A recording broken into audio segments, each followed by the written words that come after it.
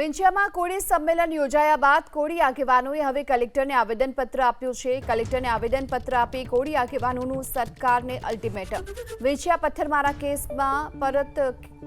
પથ્થરમારાના કેસને પરત ખેંચવામાં 1 મહિનાનું અલ્ટિમેટમ આપવામાં આવ્યું છે। 1 મહિનામાં કેસ પરત નહીં ખેંચાય તો ધરણા શરૂ કરાશે। આ ચીમકી પણ આપવામાં આવી છે। આ સાથે જ ચોક્કસ મુદતના ધરણા શરૂ કરવાની કોળી સમાજે ચીમકી આપી છે।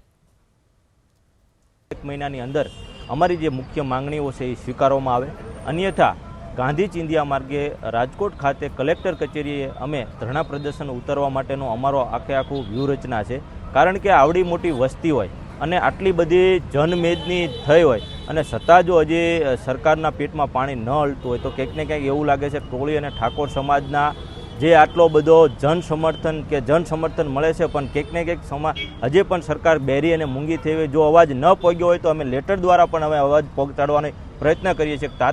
તાત્કાલિક અસરથી અમારી માંગણી સ્વીકારવામાં આવે અને અમારી જે આ સમિતિ છે એનો સંપર્ક કરી અને સરકાર અમારી સાથે બેઠક કરીને તાત્કાલિક અસરથી આનો નિકાલ કરે, એના માટેની અમારી આજે માંગણી છે।